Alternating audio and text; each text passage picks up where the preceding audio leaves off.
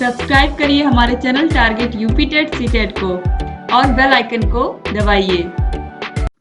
Hello friends, मैं रेनू स्वागत करती हूँ आप सभी भावी अध्यापक एवं अध्यापिकाओं का आपके अपने channel target UP TET CTET में।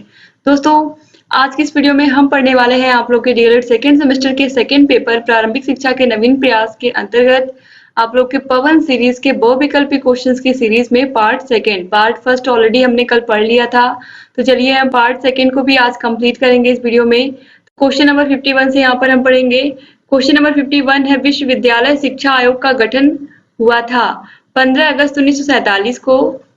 इस दिन तो हमारा देश आजाद हुआ था, आपको पता है। 4 नवंबर 1948 को, 4 नवंबर 1949 को या फिर 26 नवंबर 1950 को। तो राइट आंसर है ऑप्शन ब, 4 नवंबर 1948 को विश्वविद्यालय शिक्षा आयोग का गठन हुआ था और इसके अध्यक्ष थे डॉक्टर राधा कृष्णन। आप सभी लोगों को पता है। क्वेश्चन नंबर 52 है, विश्वविद्यालय शिक्षा आयोग के अध्यक्ष कौन थे? ऑलरेडी मैंने आपको बता दिया कौन थे, doctor S Radha Krishnan. Question number 53, बहुउद्देशीय विद्यालयों का सुझाव किसने दिया? विश्वविद्यालय शिक्षा आयोग ने, माध्यमिक शिक्षा आयोग ने, शिक्षा आयोग ने या फिर आचार्य नरेंद्र देव ने? तो राइट आंसर यहाँ पर है ऑप्शन ब, माध्यमिक शिक्षा आयोग ने। क्वेश्चन नंबर 54 है, माध्यमिक शिक्षा आयोग के अध्यक्ष कौन थे? Radhakrishnan, doctor D S. Kothari, doctor A. Lakshman Swami Mudaliar या फिर आचार्य नरेंद्र देव? राइट आंसर है ऑप्शन सा, डॉक्टर ए. लक्ष्मण स्वामी मुदालियर माध्यमिक शिक्षा आयोग के क्या थे? अध्यक्ष थे। विश्वविद्यालय शिक्षा आयोग के अध्यक्ष डॉक्टर राधाकृष्णन थे। ये सभी महत्वपूर्ण क्वेश्चन है, आप इन सभी को याद रखिएगा। क्वेश्चन नंबर 55 है, शिक्षा आयोग का गठन कब हुआ? दोस्तों, यहाँ पर भारतीय शिक्षा आयोग होगा, भारतीय शिक्षा आयोग या राष्ट्रीय शिक्षा आयोग। भारतीय शिक्षा आयोग के नाम से भी मिलेगा आपको, राष्ट्रीय शिक्षा आयोग के नाम से भी मिलेगा। तो राष्ट्रीय शिक्षा आयोग का गठन कब हुआ था? 23 सितंबर 1952 को, 14 जुलाई 1964 को, 21 जून 1966 को या फिर 15 अगस्त 1968 को? राइट आंसर है ऑप्शन ब, 14 जुलाई 1964 को कोठारी आयोग को ही हम क्या कहते हैं? भारतीय शिक्षा आयोग या राष्ट्रीय शिक्षा आयोग। क्वेश्चन नंबर 56 है, उच्च शिक्षा का माध्यम अंग्रेजी के बजाय प्रादेशिक भाषाएं होनी चाहिए। यह सुझाव किसका था? माध्यमिक शिक्षा आयोग का, विश्वविद्यालय शिक्षा आयोग का, भारतीय शिक्षा आयोग का या फिर राष्ट्रीय शिक्षा नीति 1986 का? राइट आंसर है दोस्तों ऑप्शन ब, विश्वविद्यालय शिक्षा आयोग का। ये सुझाव था कि उच्च शिक्षा का माध्यम अंग्रेजी के बजाय प्रादेशिक भाषाएं होनी चाहिए। क्वेश्चन नंबर 57 है, माध्यमिक शिक्षा स्तर के उन्नयन के लिए विद्यालय संकुलों की स्थापना की जानी चाहिए। यह सुझाव किसका था? राष्ट्रीय शिक्षा नीति 1986 का, कार्य योजना 1986 का, माध्यमिक शिक्षा आयोग का या फिर शिक्षा आयोग का? तो यहाँ पर भी दोस्तों भारतीय शिक्षा आयोग रहेगा। तो ये भारतीय शिक्षा आयोग का सुझाव था, यानी कि जिसके अध्यक्ष थे डॉक्टर डी.एस. कोठारी, जो कि 1964 में बना था। क्वेश्चन नंबर 58 है, प्रौढ़ शिक्षा के अंतर्गत कोठारी आयोग ने किन कार्यक्रमों को स्थान दिया? निरक्षरता उन्मूलन, अनवरत योजना, पत्राचार पाठ्यक्रम या फिर उपयुक्त सभी कार्यक्रम? तो राइट आंसर है ऑप्शन द, उपयुक्त सभी कार्यक्रम। क्वेश्चन नंबर 59 है, शिक्षा आयोग 1964 से लेकर के 1966 ने शिक्षा ढांचे का सुझाव दिया। तो राइट आंसर यहाँ पर होगा दोस्तों 10+2+3। ऑप्शन आ बिल्कुल सही है। क्वेश्चन नंबर 60 है, देश में संविधान लागू हुआ, हमारा संविधान लागू हुआ था 26 जनवरी 1950 को। ऑप्शन बा बिल्कुल सही है। क्वेश्चन नंबर 61 है, निःशुल्क और अनिवार्य शिक्षा का प्रावधान संविधान की किस धारा में है? निःशुल्क और अनिवार्य शिक्षा का प्रावधान संविधान की धारा 45 में है और ये मैं बार बार आप लोगों को बता भी चुकी हूँ। 2015 में आप देखिए ये क्वेश्चन पूछा भी गया है। क्वेश्चन नंबर 62 है, भारत में ईस्ट इंडिया कंपनी का प्रवेश कब हुआ? भारत में ईस्ट इंडिया कंपनी का प्रवेश 1600 ईस्वी में हुआ था और ये बात आप लोगों को अच्छे से पता है कि अंग्रेज भारत में व्यापार करने के लिए ही आए थे, लेकिन व्यापार करते करते क्या किया उन्होंने? पूरे देश पर वो लोग राज करने लगे। क्वेश्चन नंबर 63 है, वुड का घोषणा पत्र किस वर्ष आया? वुड का घोषणा पत्र यहाँ पर ऑप्शन में दिया 1852, 1853, 1842 या फिर 1854? राइट आंसर है ऑप्शन द, 1854। और ये सन आप याद रखिएगा, क्यों? क्योंकि वुड के घोषणा पत्र को ही महाधिकार पत्र या भारतीय शिक्षा का मैग्ना कार्टा भी कहते हैं। क्वेश्चन नंबर 64 है, राष्ट्रीय शिक्षा आयोग का गठन कब हुआ? राष्ट्रीय शिक्षा आयोग का गठन आप लोगों को मैंने भी बताया कि राष्ट्रीय शिक्षा आयोग किसे कहते हैं, कोठारी आयोग को कहते हैं। और कोठारी आयोग 1964 से लेकर के 1966 तक बना था। 1964 से लेकर के 1966 यानी कि 1964 से लेकर के 1966 तक। क्वेश्चन नंबर 65 है, राष्ट्रीय शिक्षा नीति के अनुसार संपूर्ण भारत में निम्नलिखित शैक्षिक संरचना को अपनाए जाने का सुझाव दिया गया। 10+2+4, 10+2+3, 10+2+2 या 10+2+1। राइट आंसर है ऑप्शन बा 10+2+3 यानी कि हाई स्कूल के बाद 2 साल का intermediate, first year, second year और 3 साल का ग्रेजुएशन। क्वेश्चन नंबर 66 है, राष्ट्रीय शिक्षा नीति 1986 के अंतर्गत प्रारंभिक शिक्षा को अनिवार्य एवं निःशुल्क बनाने हेतु कौन सी योजनाएं लागू की गई? सर्वोदय विद्यालय, व्यावहारिक शिक्षा, साक्षरता कार्यक्रम या फिर ऑपरेशन ब्लैक बोर्ड। तो ऑपरेशन ब्लैक बोर्ड योजना शुरू की गई थी। आप लोगों को अच्छे से पता है कि राष्ट्रीय शिक्षा नीति 1986 के अंतर्गत ऑपरेशन ब्लैक बोर्ड योजना चलाई गई थी और ये योजना काफी हद तक जमीनी स्तर पर भी बहुत ही अच्छा कार्य की। और इस योजना की सफलता के बाद ही आप देखोगे कि मैक्सिमम प्राइमरी स्कूलों में आपको 2 कमरे मिलेंगे और इसके अलावा जो भी मूलभूत सुविधाएं हैं, कम से कम सुविधाओं में भी कैसे टीचर अच्छे से पढ़ाएं बच्चों को, यही है ऑपरेशन ब्लैक बोर्ड योजना। तो इससे प्रारंभिक शिक्षा को अनिवार्य और निःशुल्क बनाने हेतु बहुत मदद मिली, क्योंकि जहां तक स्कूलों की आवश्यकता थी, कम से कम 1.5 किलोमीटर पर, हर एक 1.5 किलोमीटर पर एक प्राइमरी विद्यालय हो, जिससे कि वहां की जो भी जनसंख्या है वहां के बच्चे उसमें जा करके पढ़ाई कर सके। तो इस तरीके से जो ऑपरेशन ब्लैक बोर्ड योजना थी ये काफी हद तक सफल रही थी। क्वेश्चन नंबर 67 है, स्कूल चलो अभियान किसका अंग है? साक्षरता का, सर्व शिक्षा अभियान का, निरक्षरता का या मुक्त विद्यालय शिक्षा का? राइट आंसर है ऑप्शन बस सर्व शिक्षा अभियान का ही क्या है, ये एक अंग है स्कूल चलो अभियान। क्वेश्चन नंबर 68 है, ऑपरेशन ब्लैक बोर्ड का क्या उद्देश्य है? प्राथमिक स्कूलों में पाठ्य सामग्री, शिक्षक, उपकरण जैसी न्यूनतम आवश्यक सुविधाएं प्रदान करना। यही बिल्कुल राइट आंसर है। प्राथमिक विद्यालय में, प्राइमरी स्कूलों में कम से कम 2 शिक्षक, 2 कमरे, इसके अलावा सामग्री और न्यूनतम से न्यूनतम सुविधाएं जिससे बच्चे स्कूल में पढ़ाई कर सकें। क्वेश्चन नंबर 69, उत्तर प्रदेश में मिड डे मील योजना का शुभारंभ किस वर्ष हुआ? उत्तर प्रदेश में मिड डे मील योजना का शुभारंभ 1995 से लेकर के 1996 से स्टार्ट हुआ और अभी तक चलता आ रहा है। तो मिड डे मील योजना की शुरुआत तो 1995 में ही हुई थी, 15 अगस्त 1995, ये ऑलरेडी मैंने आपको बताया है। तो उत्तर प्रदेश में भी उसी समय से स्टार्ट हुई। क्वेश्चन नंबर 70, कस्तूरबा गांधी विद्यालय योजना का संबंध है। कस्तूरबा गांधी विद्यालय किसके लिए बना है? लड़कियों के लिए। किन लड़कियों के लिए? जो प्राथमिक शिक्षा से वंचित हैं। तो यहाँ पर ऑप्शन दिया है प्राथमिक शिक्षा से, उच्च शिक्षा से, माध्यमिक शिक्षा से या फिर प्राथमिक बालिका शिक्षा से। तो राइट आंसर क्या है? ऑप्शन द प्राथमिक बालिका शिक्षा से, क्योंकि इसमें क्या पढ़ती, केवल और केवल लड़कियां पढ़ती हैं ना। तो आप याद रखिएगा, कस्तूरबा गांधी विद्यालय लड़कियों के लिए आवासीय विद्यालय बनाया गया। ऐसी जगह जहां पर लड़कियां पढ़ नहीं पाती है, ऐसे पिछड़े इलाके या जनजाति इलाके, अनुसूचित जातियां जहां पर होती हैं, जहां पर लड़कियों की पढ़ाई पर ध्यान नहीं दिया जाता है, तो ऐसी जगहों पर कस्तूरबा गांधी विद्यालयों का निर्माण कराया गया और वहां पर बच्चियां पढ़ भी रही हैं अभी इस समय। तो चलिए आगे देखते हैं क्वेश्चन नंबर 71, प्रोफेसर यशपाल समिति का गठन भारत सरकार द्वारा किया गया। प्रोफेसर यशपाल समिति का गठन किया गया था मार्च 1992 में, यानी कि 1992 में। क्वेश्चन नंबर 72 है, सर्व शिक्षा अभियान किस आयु वर्ग से संबंधित है? सर्व शिक्षा अभियान 6 से लेकर के 14 वर्ष तक के आयु वर्ग के बालकों के लिए है। आप लोगों को पता भी है कि 6 से लेकर के 14 वर्ष तक के बालकों की शिक्षा निःशुल्क एवं अनिवार्य है हमारे देश में, और सभी बच्चों का क्या है, ये मौलिक अधिकार है। क्वेश्चन नंबर 73 है, बहुत से व्यक्तियों की अपेक्षा थोड़े से व्यक्तियों को बहुत सा ज्ञान देना अच्छा है। यह कथन किसका है? यह कथन किसका है? अच्छे से आपको पता है कि बहुत से व्यक्तियों की अपेक्षा थोड़े से व्यक्तियों को बहुत सा ज्ञान देना है।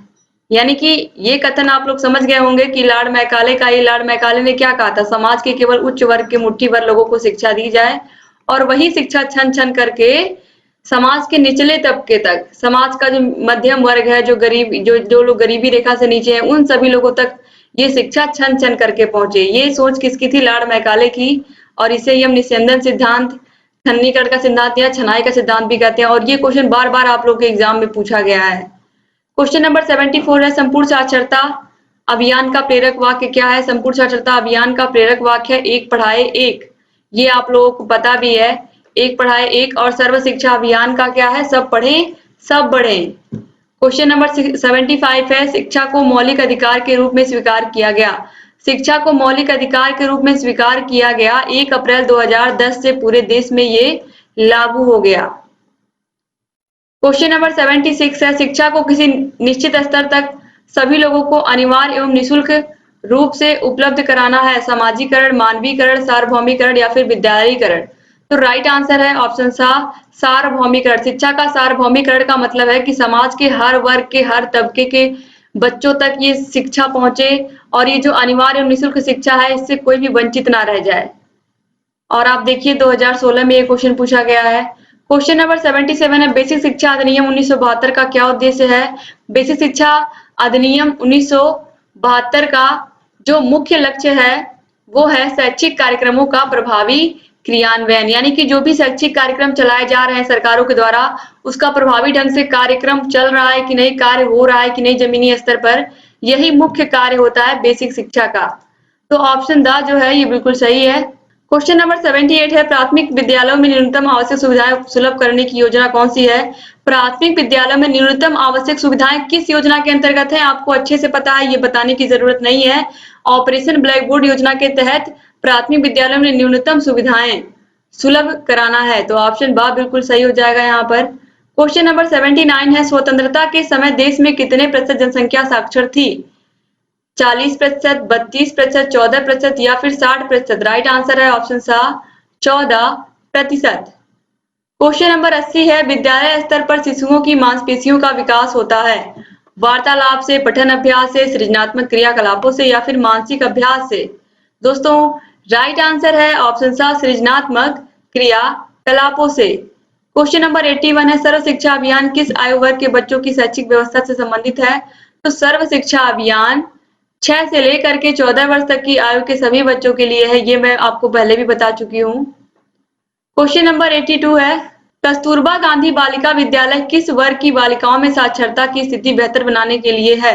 अनुसूचित जाति, अनुसूचित जनजाति के लिए, अन्य पिछड़ा वर्ग के लिए, अल्पसंख्यक वर्ग के लिए या फिर उपयुक्त सभी वर्गों के लिए।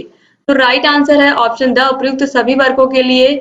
जहां पर भी लड़कियों की स्थिति सही नहीं है, खासकर वो साक्षरता की दृष्टि से वो बहुत पीछे हैं लड़कों से, तो उस जगह पर कस्तूरबा गांधी विद्यालय योजना को शुरू किया गया। क्वेश्चन नंबर 83 है, सर्व शिक्षा अभियान के अंतर्गत संचालित होने वाले कार्यक्रमों के लिए वित्तीय सहायता प्राप्त है राज्य सरकार द्वारा, केंद्र सरकार द्वारा, राज्य और केंद्र सरकार द्वारा या फिर ग्राम पंचायत द्वारा। तो राइट आंसर है ऑप्शन सा राज्य और केंद्र सरकारें दोनों मिल करके ये सब योजनाएं चलाती हैं। जो शिक्षा में जो भी योजनाएं चल रही हैं, चाहे वो सर्व शिक्षा अभियान हो, चाहे स्कूल चलो अभियान हो, चाहे साक्षरता, जितने भी अभियान हैं इन सभी में केंद्र सरकार भी अपना योगदान देती है। क्वेश्चन नंबर 84 है, कितने अंतराल के उपरांत पाठ्यचर्या के पुनर्विकास एवं समीक्षा का प्रावधान है। यानी कि जो पाठ्यक्रम बन गया है उसको उस पर पुनर्विकास या समीक्षा कब की जाती है उस पाठ्यक्रम की। तो कम से कम 5 वर्ष के बाद उस पाठ्यक्रम पर फिर से चर्चा की जाती है। तो ऑप्शन आप बिल्कुल सही है।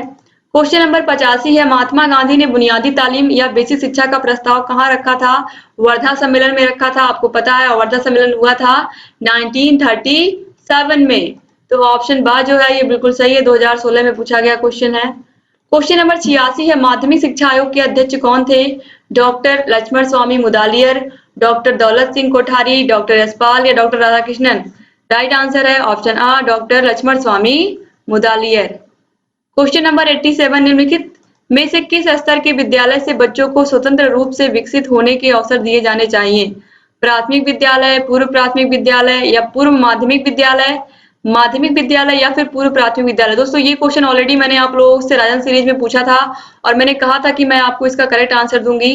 तो बच्चों को स्वतंत्र रूप से विकसित होने का अवसर देना चाहिए। मैंने आप लोगों से बार बार कहा है कि जो प्राथमिक विद्यालय होता है ये कक्षा 1 से 5 तक का जो विद्यालय होता है, यहाँ पर भी बच्चों को स्वतंत्र रूप से विकसित होने का अवसर देना चाहिए। लेकिन आप लोगों के एग्जाम में जो सबसे ज्यादा राइट आंसर माना गया है वो माना गया है पूर्व प्राथमिक विद्यालय शिक्षा को। तो अगर आपके एग्जाम में आता है तो आपको यही आंसर राइट लगाना है, पूर्व प्राथमिक विद्यालय। यानी कि यहाँ पर क्या कहा गया है, जब बच्चा 3 से 6 वर्ष का होता है तो ऐसे बच्चों को जो कि प्री प्राइमरी स्कूल कहलाते हैं, इस प्री प्राइमरी में बच्चों को पूर्ण रूप से स्वतंत्र रूप से विकसित होने का अवसर देना चाहिए। तो ये जो पूर्व प्राथमिक विद्यालय है इसी को हर जगह सही माना गया है। तो आप लोग भी अगर एग्जाम में ये क्वेश्चन आता है तो मैंने आपसे कहा था कि ऑप्शन आ भी गलत नहीं है, प्राथमिक विद्यालय में भी बच्चों को पूरी छूट मिलनी चाहिए, लेकिन थोड़ा बहुत बंधन होता है क्योंकि यहाँ से बच्चों की पढ़ाई स्टार्ट हो जाती है। जबकि जो पूर्व प्राथमिक विद्यालय होते हैं यहाँ पर बच्चे एक्टिविटीज के माध्यम से, गीतों के माध्यम से, कहानियों के माध्यम से, कविताओं के माध्यम से सीखते हैं। तो इसलिए पूर्व प्राथमिक विद्यालय ही ऑप्शन यहाँ पर आप लोग सही लगाइएगा एग्जाम में। इसके बाद अगला क्वेश्चन है क्वेश्चन नंबर 88। प्राथमिक विद्यालय में मध्याह्न पोषाहार वितरण योजना कब से प्रारंभ की गई? 15 अगस्त 1995 से। और ये क्वेश्चन मैं बार बार आपको बता चुकी हूँ कि ये क्वेश्चन बहुत ही इंपॉर्टेंट है और ये क्वेश्चन देखिए पूछा भी गया है। क्वेश्चन नंबर 89 है ह्रास की समस्या से आशय है। ह्रास या अपव्यय बात एक ही है, चाहे आप अपव्यय कहिए, चाहे आप अपव्यय कहिए या आप कहिए ह्रास। अपव्यय का भी मतलब यही होता है कि बच्चा बीच में ही स्कूल छोड़ करके चला जाता है। वो कुछ दिन तो स्कूल आता है, उसके बाद एकाएक स्कूल छोड़ करके वो चला जाता है, और इसे हम अपव्यय ह्रास कहते हैं। और अवरोधन क्या होता है? बच्चा एक ही कक्षा में बार बार हर साल एक ही कक्षा में पढ़ रहा हो, अगली कक्षा में जा ही नहीं रहा है, तो ये क्या हो गया? अवरोधन हो गया। क्वेश्चन नंबर 90 है पटेल एक्ट किससे संबंधित है? तो दोस्तों पटेल एक्ट संबंधित है प्राथमिक शिक्षा में गुणात्मक व परिणात्मक वृद्धि से। तो ऑप्शन साहब बिल्कुल सही है। क्वेश्चन नंबर 91 है राष्ट्रीय पाठचर्या की रूपरेखा एनसीएफ 2005 के अनुसार मार्गदर्शक सिद्धांत में निहित है। पाठ्यचर्या का संवर्धन, पाठ्य पुस्तक पर केंद्रित करना, पाठ्यक्रम के कुछ उपविषयों को रटंत्र प्रणाली से मुक्त करना, विद्यालय में प्राप्त ज्ञान को बाहरी दुनिया से जोड़ना, या फिर कक्षा की गतिविधियों को परीक्षा में कम महत्व देना। तो राइट आंसर यहाँ पर है ऑप्शन आ, पाठ्यचर्या का संवर्धन, पाठ्य पुस्तक पर केंद्रित करना। क्वेश्चन नंबर 92 है गोखले विधेयक प्रस्तुत किया गया 16 मार्च 1910 को, 20 मार्च 1911 को, 16 मार्च 1911 को या 20 अप्रैल 1910 को? राइट आंसर है ऑप्शन सा 16 मार्च 1911 को। क्वेश्चन नंबर 93 है हंटर कमीशन के समक्ष प्राथमिक शिक्षा को अनिवार्य व निःशुल्क करने का प्रस्ताव रखा।